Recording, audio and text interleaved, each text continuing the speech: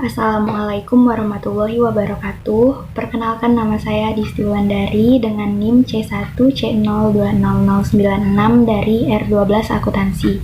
Pada video kali ini saya akan menjelaskan tentang materi perpajakan, yaitu yang pertama ada stelsel dalam pemungutan pajak, kemudian yang kedua bentuk perlawanan terhadap pajak, yang ketiga pihak yang terkait dalam perpajakan, yang keempat kendala dalam pemungutan pajak, dan yang terakhir penggolongan pajak di Indonesia. Yang pertama, kita akan berbicara tentang stelsel dalam pemungutan pajak. Ada pengertian stelsel pajak. Stelsel pajak merupakan sistem pemungutan pajak yang digunakan untuk menghitung besarnya pajak yang harus dibayarkan oleh para wajib pajak. Pemungutan pajak dapat dilakukan dengan stelsel yang terdiri dari 3 jenis, yaitu yang pertama ada stelsel nyata atau real, kemudian yang kedua stelsel anggapan atau fiktif, dan yang ketiga ada stelsel campuran. Yang pertama, stelsel nyata. Stelsel nyata merupakan salah satu jenis pemungutan pajak yang didasarkan pada objek atas atau penghasilan yang diperoleh sesungguhnya. Mengetahui dengan kondisi demikian, pemungutan pajak baru dilakukan pada akhir tahun. Dengan begitu, penghasilan yang sesungguhnya dapat diketahui kemudian atau disebut sistem pemungutan pajak di belakang. Kelebihan utamanya adalah perhitungan didasarkan pada penghasilan sesungguhnya dan hasil yang diperoleh akan lebih akurat dan real.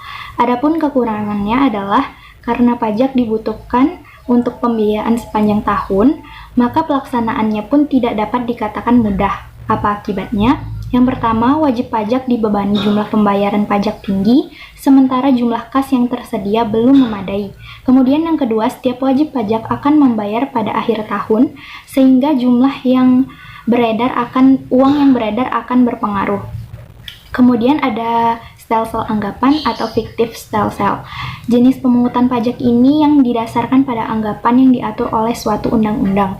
Anggapan yang dimaksud di sini dapat bermacam-macam jalan pikirannya, tergantung pada peraturan perpajakan yang berlaku. Dengan demikian, stelsel ini menerapkan sistem pemungutan pajak di depan.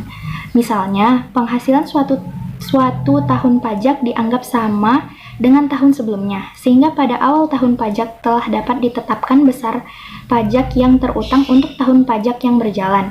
Keunggulan stelsel ini adalah pajak dapat dibayar selama tahun berjalan tanpa harus menunggu pada akhir tahun. Sedangkan kelemahan stelsel ini adalah pajak yang telah dibayar wajib pajak tidak berdasarkan pada keadaan sesungguhnya. Kemudian yang ketiga, stelsel campuran. Jenis stelsel ini merupakan kombinasi antara stelsel nyata dan stelsel anggapan. Pada awal tahun, besarnya pajak dihitung berdasarkan suatu anggapan. Kemudian, proses pada akhir tahun, besarnya pajak disesuaikan dengan keadaan sebenarnya.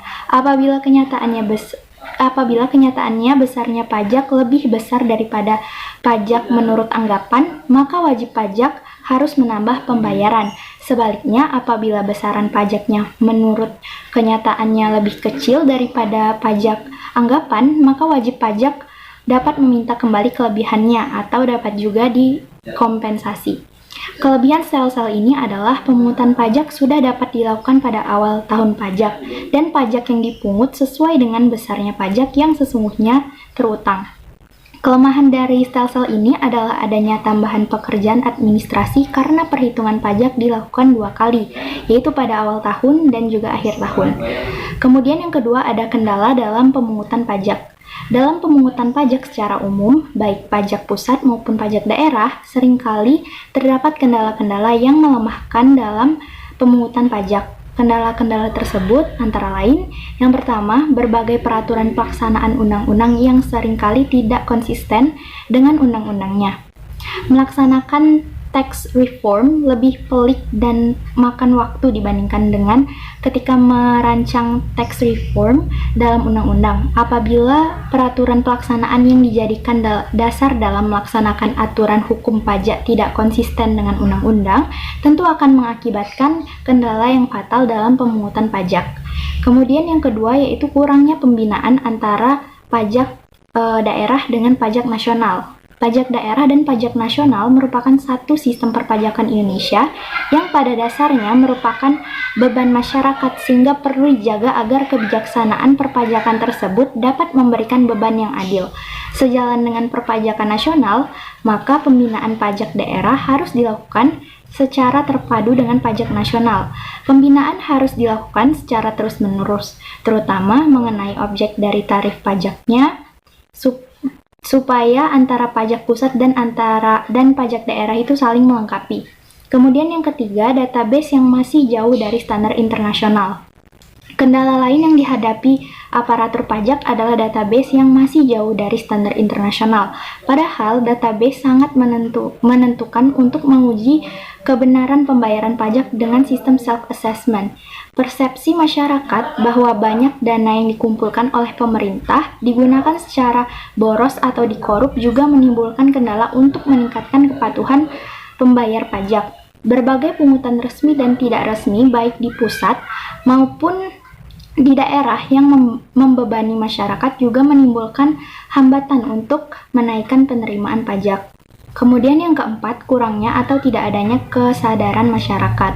Dalam pemungutan pajak, dituntut kesadaran warga negara untuk memenuhi kewajiban kenegaraan. Kurangnya atau tidak adanya kesadaran masyarakat sebagai wajib pajak untuk membayar pajak ke negara mengakibatkan timbulnya perlawanan atau terhadap pajak yang merupakan kendala dalam pemungutan pajak sehingga mengakibatkan berkurangnya penerimaan kas negara. Kemudian yang kelima, lemahnya penegakan hukum atau law enforcement terhadap kepatuhan membayar pajak bagi penyelenggara negara. Law enforcement merupakan pelaksanaan hukum oleh pejabat yang berwenang di bidang hukum, misalnya pelaksanaan hukum oleh polisi, jaksa, hakim, dan sebagainya. Penegakan hukum pajak dilakukan dalam bentuk menjatuhkan sanksi terhadap pelanggar hukum pajak untuk melindungi kepentingan negara untuk memperoleh pembiayaan dari sektor pajak, mengingat hukum pajak tidak melindungi kepentingan wajib pajak, tetapi bahkan melindungi sumber pendapatan negara yang fokus pada pemenuhan kewajiban wajib pajak untuk membayar lunas pajak yang terutang. Kemudian ada bentuk perlawanan terhadap pajak. Yang pertama, perlawanan pasif. Perlawanan pasif terdiri dari hambatan-hambatan yang mempersukar pemungutan pajak dan yang erat hubungannya dengan struktur ekonomi suatu negara, dengan perkembangan intelektual dan moral penduduk, dan dengan teknik pemungutan pajak itu sendiri. Cara hidup penduduk juga memegang peranan penting. Kekurangan gairah kerja tetapi juga keinginan menabung di masyarakat. Misalnya akan menambah mahalnya biaya suatu tagihan terhadap pajak langsung karena pada waktu jatuh tempo untuk membayar. Para wajib pajak tidak menguasai uang yang diperlukan sehingga harus diambil tindakan untuk menjamin berhasilnya pemungutan pajak. Dengan demikian, itu bila mana ada benda-benda yang dapat disita. Yang kedua ada perlawanan aktif. Perlawanan aktif meliputi semua usaha perbuatan yang secara langsung ditujukan terhadap fiskus dan bertujuan untuk menghindari pajak. Di antaranya dapat dibedakan menjadi berikut. Yang pertama ada menghindarkan diri dari pajak. Menghindari pajak yang merupakan gejala biasa pada pajak-pajak atas penggunaan. Biasanya dilakukan dengan penahanan diri atau orang yang mengurangi atau menekan konsumsinya dalam barang-barang yang dapat dikenakan pajak. Penghindaran pajak terjadi sebelum SKP keluar. Dalam penghindaran pajak ini, wajib pajak tidak secara jelas melanggar undang-undang, sekalipun kadang-kadang dengan jelas menafsirkan undang-undang tidak sesuai dengan maksud dan tujuan pembuat undang-undang. Penghindaran pajak dilakukan dengan 3 cara, yaitu menahan diri, yang kedua pindah lokasi, dan yang ketiga penghindaran pajak secara yuridis. Kemudian yang kedua ada mengelakkan pajak. Apabila penghindaran diri dari pajak tidak dapat dilaksanakan, maka wajib pajak berusaha menggunakan cara-cara lain, diantaranya dengan cara yang disebut pengelakan pajak. Pengelakan semacam ini benar-benar merupakan pelanggaran undang-undang dengan maksud melepaskan diri dari pajak atau mengurangi dasarnya. Pengelakan pajak ini terutama terdapat pada pajak-pajak yang untuk penentuan besarnya wajib pajak harus bekerja sendiri dengan menggunakan pemberitahuan dan dokumen-dokumen lain. Kemudian yang ketiga, melalaikan pajak. Melalaikan pajak terjadi setelah SKP keluar. Melalaikan pajak adalah menolak membayar pajak yang telah ditetapkan dan menolak memenuhi formalitas-formalitas yang harus dipenuhi oleh wajib pajak dengan cara menghalangi pernyataan. Kemudian ada pihak yang terkait dalam perpajakan. Pihak yang terkait dalam perpajakan ini ada 3, yaitu yang pertama, pihak pertama adalah negara sebagai organisasi politik yang mengatur penyelenggaraan kehidupan bermasyarakat, berbangsa, dan bernegara. Dalam menjalankan fungsinya sebagai pengelola atau organisator, negara membutuhkan dana untuk menjalankan roda organisasi. Dalam hal ini, pajak merupakan salah satu sumber dukungan finansial bagi negara. Oleh karena itu, negara mempunyai kewenangan untuk memaksa warga negaranya membayar pajak melalui sistem perundang-undangan yang berlaku. Kewenangan ini dibutuhkan negara karena tidak semua masyarakat memiliki kesadaran untuk menunaikan kewajibannya sebagai warga negara yang taat pajak. Kemudian pihak kedua adalah badan atau lembaga atau institusi yang melaksanakan kegiatan usaha sebagai pendukung roda perekonomian dalam sebuah negara, baik badan atau lembaga ataupun institusi milik negara maupun milik swasta. Ada berbagai badan atau lembaga atau institusi yang memainkan peran penting dalam sistem perekonomian di suatu negara. Misalnya, badan atau lembaga atau institusi yang menjalankan perekonomian dengan cara mengeksplorasi sumber daya alam. Kemudian pihak ketiga yaitu warga negara atau perorangan yang bekerja atau berusaha sehingga memperoleh penghasilan. Mereka ini memiliki kewajiban untuk menyisihkan sebagian penghasilan yang diperoleh untuk dikembalikan kepada negara dalam bentuk pajak penghasilan. Setiap warga negara sejak dilahirkan sampai dengan wafatnya pasti menikmati fasilitas dan pelayanan dari pemerintah yang semuanya dibiayai dengan uang yang berasal dari pajak. Kemudian ada penggolongan pajak di Indonesia. Penggolongan pajak di Indonesia terdiri dari beberapa jenis, yaitu yang pertama jenis pajak menurut lembaga pemungutan. Jenis pajak menurut lembaga pemungutan terbagi menjadi 2 jenis, yaitu adalah pajak pusat yang biasanya dikelola oleh pemerintah pusat. Dalam hal ini adalah Direktorat Jenderal Pajak yang di bawah naungan Kementerian Keuangan. Yang kedua adalah pajak daerah. Pajak daerah adalah jenis pajak yang dipungut dan dikelola oleh Dinas Pendapatan Daerah. Yang pertama contoh dari pajak pusat adalah ada pajak penghasilan atau PPH, kemudian pajak pertambahan nilai atau PPN, lalu pajak penjualan atas barang mewah atau PPNBM, lalu pajak bumi dan bangunan atau PBB, kemudian ada bea perolehan hak dan atas tanah dan bangunan atau BPHTB. Lalu yang terakhir ada bea materai. Sedangkan untuk pajak daerah contohnya yaitu yang pertama ada pajak kendaraan bermotor atau PKB. Yang kedua ada pajak hotel dan restoran, kemudian pajak hiburan dan tontonan, lalu ada pajak reklame, kemudian pajak penerangan jalan, dan bea balik nama kendaraan bermotor atau BBNKB. Kemudian ada jenis pajak menurut sifatnya. Untuk pajak menurut sifatnya juga terbagi menjadi 2 jenis pajak, yaitu pajak subjektif dan pajak objektif. Untuk perbedaannya adalah yang pertama ada pajak subjektif. Pajak subjektif atau pajak yang bersifat perorangan, yaitu jenis pajak yang dalam pengenaannya memperhatikan keadaan atau kondisi pribadi wajib pajak, atau status kawin atau tidak kawin, mempunyai tanggungan keluarga atau tidak. Jadi pada dasarnya setiap orang yang menghuni wilayah di Indonesia memiliki kewajiban untuk membayar pajak tersebut. Sementara bagi warga negara asing yang tinggal di Indonesia dikenakan wajib pajak jika memiliki keterikatan ekonomis dengan Indonesia. Contohnya seperti pajak subjektif adalah pajak penghasilan atau PPH. Kemudian yang kedua yaitu ada pajak objektif. Pajak objektif atau pajak yang bersifat kebendaan, yaitu jenis pajak yang dalam pengenaannya hanya memperhatikan sifat objek pajaknya saja, tanpa memperhatikan keadaan atau kondisi diri wajib pajak.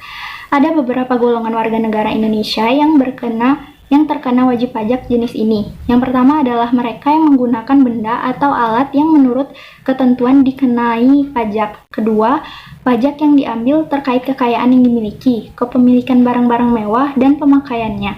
Dan yang terakhir adalah jika seseorang yang melakukan pemindahan harta dari Indonesia ke suatu negara lain, maka aktivitas tersebut akan dikenai wajib pajak. Kemudian jenis yang terakhir yaitu jenis pajak menurut golongannya. Pengelompokan jenis pajak menurut golongan dibagi menjadi 2, yaitu pajak langsung dan pajak tidak langsung. Ya, yang pertama ada pajak langsung. Jenis pajak langsung adalah pajak yang bebannya harus ditanggung sendiri oleh wajib pajak yang bersangkutan dan tidak dapat dialihkan kepada orang lain. Dengan kata lain, pajak langsung harus dibayar sendiri oleh wajib pajak bersangkutan. Pajak langsung biasanya melekat pada orang pribadi si wajib pajak, sehingga hak dan kewajibannya tidak dapat dialihkan ke pihak lain. Pajak yang termasuk ke dalam pajak langsung diantaranya adalah pajak penghasilan atau PPH, kemudian pajak bumi bangunan atau PBB, lalu pajak kendaraan bermotor, kemudian pajak tidak langsung. Yang terakhir ada pajak tidak langsung. Jenis pajak tidak langsung ini adalah pajak yang bebannya dapat dialihkan atau digeser kepada orang lain. Dengan kata lain, pembayarannya dapat diwakilkan kepada pihak lain. Pajak tidak langsung tidak memiliki surat ketetapan pajak, sehingga pengenaannya tidak dilakukan secara berkala, melainkan dikaitkan dengan tindakan perbuatan atas kejadian. Pajak yang termasuk pajak tidak langsung diantaranya adalah pajak pertambahan nilai atau PPN dan pajak bea masuk. Kemudian ada juga pajak ekspor. Ada 3 unsur untuk mengenali pajak tidak langsung. Yang pertama, penanggung jawab pajak, yaitu orang yang secara formal yuridis diharuskan melunasi pajak bila padanya terdapat faktor atau kejadian yang menimbulkan sebab untuk dikenakan pajak. Lalu yang kedua, penanggung pajak, yaitu orang yang dalam faktanya memikul beban pajak. Dan yang ketiga yaitu pemikul beban pajak, yakni orang yang menurut maksud pembuat undang-undang harus memikul beban pajak. Sekian penjelasan materi dari saya, semoga bermanfaat. Bila ada kekurangan mohon dimaafkan. Saya akhiri, wassalamualaikum warahmatullahi wabarakatuh.